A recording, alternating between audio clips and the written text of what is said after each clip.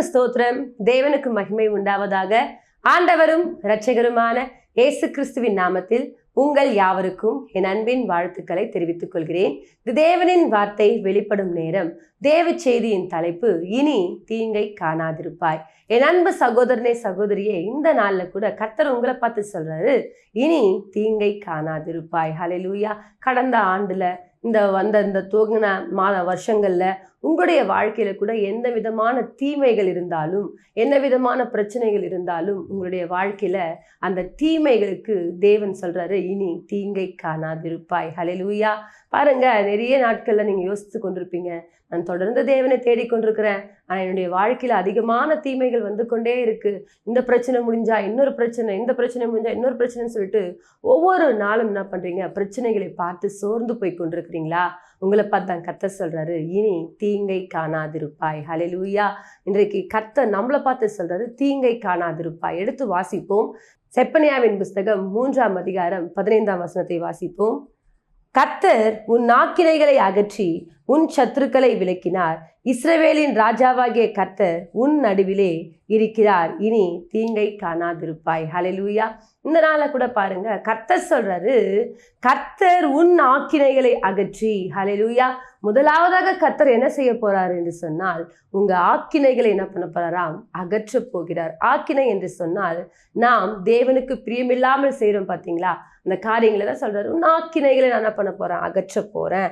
உன் சத்துருக்களை விலக்கி இஸ்ரவேலின் ராஜாவாகிய கர்த்தர் என்ன பண்ண போறாரு? உங்க நடுவில் இருக்க போறார். முதலாவதாக உங்களுடைய தப்பிதங்களை கர்த்தர் என்ன பண்ண போறாரு? மன்னிக்க போகிறாராம். ரெண்டாவது, உங்களுடைய ஆக்கினைகளை கர்த்தர் உங்களுடைய சத்துருக்களை என்ன பண்ண போறாராம்? தேவன் ஒன்றுமில்லாமல் நிர்மூலமாக்குவது மாத்திரமல்ல, இனி தீங்கை காணாதிருப்பாய். ஹல்லேலூயா.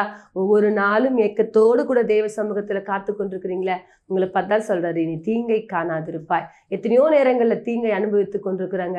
என் வாழ்க்கையில ஒரே வியாதிங்க, வறுமைங்க, கடன் பிரச்சனைங்க, குடும்பத்துக்குள்ள ஒரு சமாதானமே இல்லைங்க, நிம்மதி இல்லாத ஒரு வாழ்க்கைங்க, பிறந்ததுல இருந்து இது நாள் வரைக்கும் எனக்கு ஒரு சந்தோஷமே இல்லாம நான் வாழ்ந்து கொண்டிருக்கீங்க. எப்ப பாரு தீமை தீமை தீமை தீமை தான் என் வாழ்க்கையில.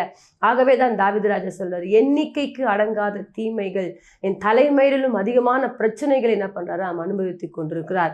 ஆனால் அதன் மத்தியில தான் தாவீது சொல்றாரு, கர்த்தரை நான் எக்காலத்திலும் ஸ்தோத்தரிப்பேன், அவர் துதி எப்போதும் என் வாயில் இருக்கும். ஹல்லேலூயா. இப்ப பாருங்க, தேவன் சொல்றார், தாவீது சொல்றாரு, எப்பொழுதும் என்ன பண்ணுமா? அவருடைய துதி என் வாயில இருக்கும். ஹல்லேலூயா. அதே தாங்க இப்ப கூட நம்ம பார்க்க போறோம். இனி தீங்கை காணாதிருப்பாய் என்று சொன்னார் என்று சொன்னால், அப்போ நம்ம வாழ்க்கையில தீமையை நாம் பார்க்காமல் இருக்க வேண்டும் என்று சொன்னால் நாம் ஒரு காரியத்தை செய்ய வேண்டும். எடுத்து வாசிப்போம். அதிலேயே 14ஆம் செப்பனியாவின் புஸ்தகம் 3ஆம் அதிகாரம் 14ஆம் வாசிப்போம். சீயோன் குமாரத்தியே கெம்பீரித்து பாடு, இஸ்ரவேலரே ஆர்ப்பரியுங்கள், எருசலேமின் குமாரத்தியே நீ முழு இருதயத்தோடு மகிழ்ந்து களிக்கூறு. ஹல்லேலூயா. இங்க ரொம்ப அழகா சொல்றாரு, சீயோன் குமாரத்தியே கம்பீரித்து பாடு. ஹல்லேலூயா. இஸ்ரவேலரே ஆர்ப்பரியுங்கள், எருசலேம் குமார்த்தியை முழு இருதயத்தோடு என்ன பண்ணுமா? மகிழ்ந்து களி கூற வேண்டும் என்று சொல்றார். அப்போ உங்க வாழ்க்கையில கர்த்தர் உங்கள் ஆக்கினைகள் எல்லாம் அகற்றணும், உங்க சத்துருக்கள் எல்லாம் ஒன்றுமில்லாமல் பண்ணணும், இனி நீங்க தீங்கை காணாது இருக்கணும்னு சொன்னா நீங்க ஒரு காரியத்தை செய்யணும். சீயோன் குமாரத்தியை கெம்பீரித்து பாட வேண்டும். ஹல்லேலூயா. கெம்பீரித்து பாடுவது மாத்திரமல்ல, ஆர்ப்பரித்து பாடி தேவனுடைய நாமத்தை என்ன பண்ணுமா? முழு இருதயத்தோடும் என்ன பண்ணுமா? அவருடைய நாமத்தை மகிமைப்படுத்த வேண்டும். அப்போ அவருடைய வாழ்க்கையில தீமை வராமல் இருக்க வேண்டும் என்று சொன்னால் அவன் கம்பீரித்து பாடணும், தேவனை ஆர்ப்பரித்து மகிழணும். அது மாத்திரமல்ல, அவன் என்ன செய்ய வேண்டுமா? முழு இருதயத்தோடு கூட கர்த்தரை தேட வேண்டும். உங்களுடைய வாழ்க்கையில நீங்கள் தீமைகளை பார்த்து கொண்டிருக்கிறீங்களா? உங்களுடைய தீமைகளுக்கு ஒரு முற்றுப்புள்ளியை தேவன் வைக்க வேண்டுமா? நீங்கள் முழு இருதயத்தோடு தேவ சமூகத்துல காத்திருக்கக்கூடியவர்களா இருக்க வேண்டும். ஆகவே தான் தேவன் நமக்கு ஒரு கற்பனையை கொடுத்திருக்கிறார். முழு இருதயத்தோடும் முழு ஆத்மாவோடும் முழு பலத்தோடும் உன் தேவனாகிய கர்த்தரிடத்துல அன்பு கூறுவாயாக. 2 கற்பனைகள் தான் கர்த்தர் கொடுத்திருக்கிறார். ஹல்லேலூயா. அதுல ஒரு கற்பனை என்ன சொன்னா, முழு இருதயம். ஹல்லேலூயா. அப்போ முழு இருதயத்தோடு கூட நீங்கள் தேவனை தேடுவீர்கள் என்று சொன்னால் தேவன் உங்களுக்கு தீமைகளை அனுமதிக்காதபடிக்கு உங்களுடைய வாழ்க்கையில கர்த்தர் நன்மைகளை கொடுக்க வல்லவராய் இருக்கிறார். இந்த வார்த்தைகளை கேட்டுக்கொண்டிருக்கிற அன்பு தேவச்சனமே, இன்றைக்கு எத்தனையோ பேர் இன்றைக்கு தீமைகளை அனுபவித்துக் கொண்டிருக்கிறீங்களா? தீமைதான் என் வாழ்க்கையில எப்ப பாரு இருக்குமா, என் வாழ்க்கையில ஒரு நன்மை கூட நடக்காதுங்களா, நான் ஒவ்வொரு நாளும் தேவ சமூகத்துல காத்திருக்கிறேனே, ஒவ்வொரு நாளும் தேவனை புகழ்ந்து பாடிக்கொண்டிருக்கிறேனே, என் வாழ்க்கையில ஒரு மாற்றம் இல்லையா என்று கேட்டுக்கொண்டிருக்கிறீங்களா? நீங்க இன்றைக்கு முழு இருதயத்தை தேவன் பக்கமாய் திருப்புங்க. முழு இருதயத்தோடு கூட என்ன பண்ணுமா, அவரை கம்பீரித்து ஆர்ப்பரித்து பாடக்கூடியவர்களா இருக்க வேண்டும். ஹல்லேலூயா. அன்றைக்கு பாருங்க, யூத ஜனங்களுக்கு விரோதமாக, அதாவது இஸ்ரவேல் ஜனங்களுக்கு விரோதமாக 3 நாட்டு படையினர் வராங்க. எடுத்து வாசிப்போம். 2 நாளாகமம் புஸ்தகம் 20ஆம் அதிகாரம் 3ஆம் வசனத்தை நாம் வாசிக்கும் பொழுது, அப்பொழுது யோசபாத் பயந்து கர்த்தரை தேடுகிறதற்கு ஒருமுகப்பட்டு யூதாவெங்கும் உபவாசத்தை கூறுவித்தான். ஹல்லேலூயா. இங்க பாருங்க, இங்க ஒரு வார்த்தையை பார்க்கிறோம். அங்க இஸ்ரவேல் ஜனங்களுக்கு விரோதமாக அம்மோன் புத்திரர், மோவாபியர், சேயீர் மலை தேசத்தார்னு சொல்லிட்டு 3 நாட்டு படையினர் என்ன பண்றாங்க, கூடி வராங்க. அப்புறம் யூதா என்ன பண்றாங்கன்னா, யோசபாத் ராஜா கிட்ட வந்து சொல்றாங்க, இந்த மாதிரி ஏராளமான ஜனங்கள் என்ன பண்றாங்க, படையெடுத்து வராங்க, என்ன பண்ண போறோம்னு தெரியல அப்படின்னு சொல்லும் பொழுது, உடனே யோசபாத் ராஜா என்ன பண்றாருன்னா, பயந்து எல்லாரையும் வரவேற்று என்ன பண்றாராம், கர்த்தரை நோக்கி என்ன பண்றாங்க, உபவாசம் போட்டு தேவ சமூகத்துல அவருடைய நாமத்தை மகிமைப்படுத்தி கொண்டிருக்கிறார்கள். ஹல்லேலூயா. அப்ப பாருங்க, நம்முடைய வாழ்க்கையில தீமைகள் வராமல் இருக்கணும்னு சொன்னா முதலாவது நம் முழு இருதயத்தோடு கூட என்ன பண்ணுமா, தேவ சமூகத்துல காத்திருக்க வேண்டும். இங்க ரொம்ப அழகா சொல்றாரு, யோசபாத் பயந்து கர்த்தரை தேடுகிறதற்கு ஒருமனப்பட்டு யூதாவெங்கும் என்ன பண்ணாராம், உபவாசத்தை கூறுவித்தாராம். அப்ப பாருங்க, இவருக்கு ஒரு பிரச்சனை வருதுன்னு தெரிஞ்சாலே, ஒரு தீமை வரப்போதுன்னு தெரிஞ்சாலே, நாமளும் கொஞ்சம் ஜனமா இருக்கிறோம், ஆனால் நமக்கு விரோதமாக 3 நாட்டு படையினர் வராங்க, இவர்கள் எல்லாரும் எப்படி நம்ம மேற்கொள்ள போறோம்னு சொல்லிட்டு தெரியலையேன்னு சொல்லிட்டு என்ன பண்றாருன்னு சொன்னா, யோசபாத் ராஜா பயந்து தேவ சமூகத்துல என்ன பண்றாங்க, உபவாசம் போட்டு தேவ சமூகத்துல காத்திருந்து ஜெபிக்கிறாரு. உடனே தீர்க்கதரிசிக்கு கர்த்தர் கட்டளையிட்டு, யுத்தம் உங்களுடையது அல்ல, யுத்தம் என்னுடையதுன்னு சொல்லிட்டு என்ன பண்ணி போய் சொல்லுன்னு சொல்றாரு. ஹல்லேலூயா. அப்ப பாருங்க, யார் ஒருத்தர் தேவ சமூகத்துல தேவனுடைய சமூகத்துல முழு இதயத்தோடு காத்திருக்கிறாங்களோ அவர்களுக்காக கர்த்தர் யுத்தம் செய்ய வல்லவராய் இருக்கிறார். உங்கள் வாழ்க்கையில தீமைகள் ஏராளமாய் சூழ்ந்து கொண்டிருக்குதா? தீமைகளை கண்டு சோர்ந்து போகாதீங்க. தீமைகளை நன்மையாக மாற்றக்கூடிய ஒரு தேவன் இருக்கிறார். ஹல்லேலூயா. இவர்களோ கொஞ்சம் ஜனம், ஆனால் வரக்கூடியவங்க என்ன பண்றாங்க, ஏராளமான மக்கள். 3 நாட்டு படையினர் வராங்க. அப்ப எப்படி இருக்கும் பாருங்க, ஒரு நாட்டுக்கு விரோதமாக 3 நாட்டு படையினர் வந்தாங்கன்னா எப்படி அவர்களை எதிர்கொள்ள முடியும்? இப்ப பாருங்க, இவர் ஒன்றும் பண்ணல, யூதாவெங்கும் உபவாசத்தை கூறுவித்து முழு இருதயத்தோடு கூட கர்த்தரை நோக்கி பார்க்கறாங்க. கர்த்தர் சொல்றாரு, நீங்க ஒன்றும் பண்ணாதீங்க, நீங்க பாடி மாத்திரம் துதி செய்யுங்க. ஹல்லேலூயா. சீயோன் குமாரத்தியே கம்பீரித்து பாடுன்னு சொன்னது போல, கர்த்தர் உன் நடுவில் இருக்கிறான்னு சொன்னது போல, இவர்கள் ஒரு காரியத்தை செய்யறாங்க. அவர்கள் எல்லாரும் 3 நாட்டு படையினர் என்ன பண்றாங்க, யுத்தத்துக்கு வந்துட்டாங்க. இவர்கள் ஒரு காரியத்தை செய்யறாங்க. எடுத்து வாசிப்போம். அதிலேயே 2 நாளாகமம் 20ஆம் அதிகாரம் 22ஆம் வசனத்தை வாசிக்கும் பொழுது, அவர்கள் பாடி துதி செய்ய தொடங்கின போது யூதாவுக்கு விரோதமாய் வந்து பதிவிருந்த அம்மோன் புத்திரரையும் மோவாபியரையும் சேயீர் மலை தேசத்தாரையும் ஒருவருக்கு விரோதமாக ஒருவர் கர்த்தர் எழும்ப பண்ணினால் அவர்கள் வெட்டுண்டு விழுந்தார்கள். ஹல்லேலூயா. இங்க பாத்தீங்களா, ஒன்றும் பண்ணலங்க, முழு இருதயத்தோடு கூட அவர்கள் பாடி துதி செய்தார்களாம். துதி செய்த உடனே கர்த்தர் என்ன பண்ணாருன்னு சொன்னா, ஒருவருக்கு விரோதமாய் ஒருவர் வெட்டுண்டு அவர்களே மடிந்து போகும்படிக்கு கர்த்தர் கிருபை செய்தார். என்ன ஒரு ஆச்சரியம்!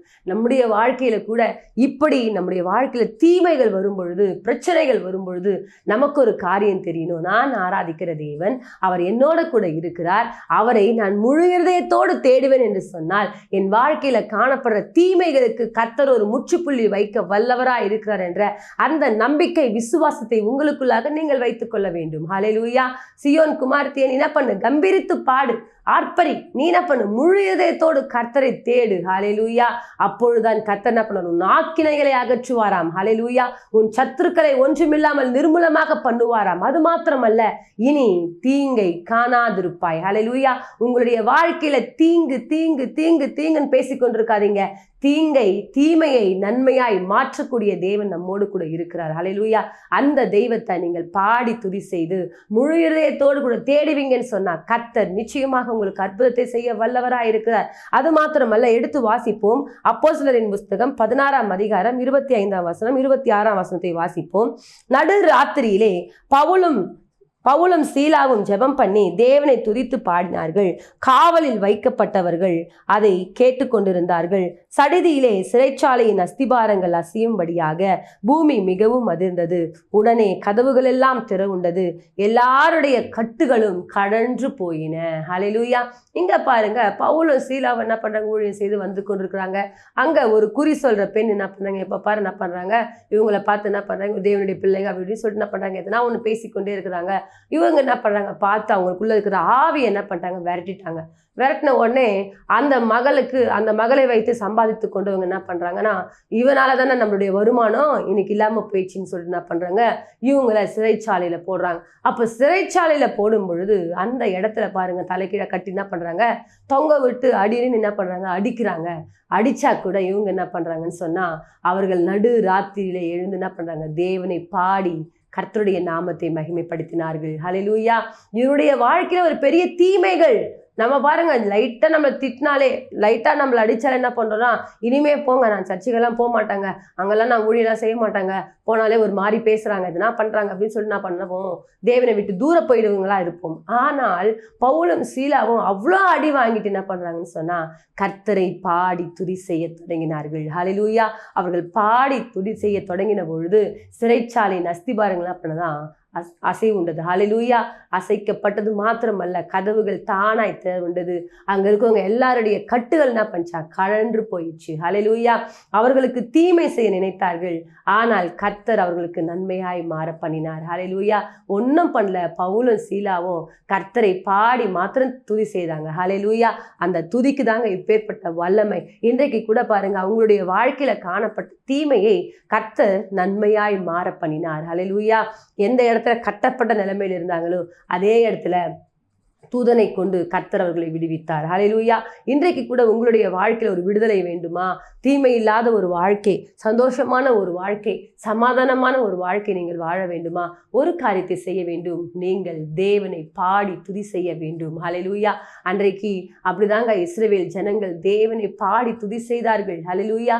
அவர்கள் பாடி துதி செய்யும் பொழுது ஒருவருக்கு விரோதமாய் ஒருவர் வெட்டுன்னு என்ன பண்ணாங்க? மடிஞ்சு போயிட்டாங்க. ஹல்லேலூயா. இங்க பவுலும் சீலாவும் தேவனை பாடி துதி செய்தார்கள். துதி செய்த உடனே அவர்களுடைய வாழ்க்கையில காணப்பட்ட தீமையான காரியங்களை கர்த்தர் மாற்றி போட்டார். ஹல்லேலூயா. இன்றைக்கு உங்களுடைய வாழ்க்கையில் கூட இப்படிப்பட்ட தீமைகளோடு கூட நீங்கள் வாழ்ந்து கொண்டிருக்கீங்களா? உங்கள் தீமைகளுக்கு தேவன் ஒரு முற்றுப்புள்ளியை வைக்க வேண்டுமா? நீங்கள் தேவனை முழு இருதயத்தோடு கூட, முழு ஆத்துமாவோடு கூட, முழு பலத்தோடு கூட அவரை பாடி துதி செய்து அவருடைய நாமத்தை நீங்கள் மகிமைப்படுத்துவீர்கள் என்று சொன்னால், அவர் உங்கள் ஆக்கினைகள் எல்லாம் அகற்றி உங்கள் சத்துருக்கள் எல்லாம் நிர்மூலமாக்கி இனி உங்களை தீமை காணாதபடிக்கு செய்ய வல்லவராயிருக்கிறார். நம்முடைய முற்பிதாக்கள் எல்லாம் அப்படிதாங்க தேவனுடைய சமூகத்துல அப்படிதான் காத்திருப்பாங்க. அவருடைய வாழ்க்கையில எப்பொழுதெல்லாம் தீமைகள் வருதோ அப்பொழுதெல்லாம் கர்த்தரை நோக்கி பார்த்து பார்த்து பார்த்து ஜெபித்து ஜெபித்து முழு இதயத்தோடு கர்த்தரை தேடி தேடி தேடி என்ன பண்றாங்கன்னா ஜெயமுள்ள ஒரு வாழ்க்கை பெற்றுக்கொண்டாங்க. ஹல்லேலூயா. இன்றைக்கு கூட உங்களுடைய வாழ்க்கையில ஜெயமுள்ள ஒரு வாழ்க்கை வாழ வேண்டுமா? நீங்கள் ஒவ்வொரு நாளும் என்ன பண்ணணும்? தேவனை முழு இதயத்தோடு பாடி துதி செய்ய வேண்டும். ஹல்லேலூயா. எங்கங்க பாடுனா விடுதலை கிடைக்குங்களா? ஆமாங்க, நம்முடைய தேவ சமூகத்துல பாடி துதி செய்தால் நிச்சயமாக ஒரு விடுதலை உண்டு. ஹல்லேலூயா. ஏனென்று சொன்னால் அவர் துதிகளின் மத்தியில வாசம் செய்கிற தேவன். அவர் துதிக்கு பாத்திரராய் இருக்கிறார். அவர் துதிக்கு மயங்கக்கூடியவராய் இருக்கிறார். ஆகவே அந்த தெய்வத்துடைய சமூகத்துல வந்திருக்கிற நீங்க அவர்களை முழு இதயத்தோடு கூட தேடுங்க. ஹல்லேலூயா. அப்பொழுது உங்கள் ஆக்கினைகள் எல்லாம் கர்த்தர் அகற்றுவது மாத்திரமல்ல, உங்களுடைய வாழ்க்கையில காணப்படுற உங்கள் சத்துருக்கள் எல்லாம் கர்த்தர் நிர்மூலமாக்கி உங்களை தீமை அணுகாதபடிக்கு தேவன் காத்துக்கொள்ள வல்லவராய் இருக்கிறார். தீமை உங்களிடத்துல சேராது. ஹல்லேலூயா. ஏன்னு சொன்னா உன்னதமானவருடைய மறைவுக்குள்ள நீங்க இருக்கிறீங்க. அந்த மறைவுக்குள்ளாக இருக்கும் பொழுது எந்த ஒரு தீமையோ, எந்த ஒரு பிரச்சனையோ, எந்த ஒரு போராட்டமோ உங்களுடைய வாழ்க்கையில வராது. நீங்கள் சந்தோஷமுள்ள ஒரு வாழ்க்கை வாழலாம். ஆகவே இந்த தெய்வத்தை உறுதியாய் பற்றிக் கொள்ளுங்கள்.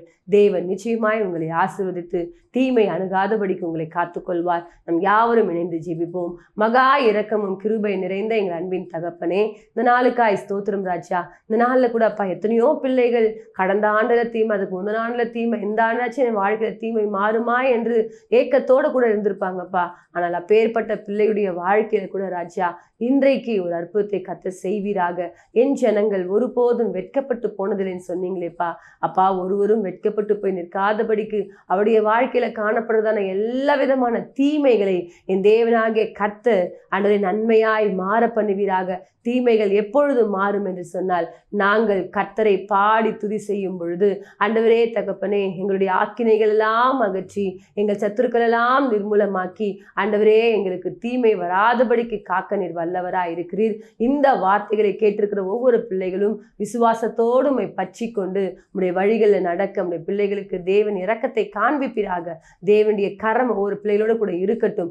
ஆவினர் தாமே பலப்படுத்தும், பெரிய காரியங்களை செய்யும். நாமத்துக்கு மாத்திரமே மகிமை வர பண்ணும். இயேசுவின் மூலமாய் ஜெபிக்கிறோம் எங்கள் ஜீவனில் நல்ல பிதாவே, ஆமேன். கர்த்தர் தாமே உங்களை ஆசீர்வதிப்பாராக. God bless you.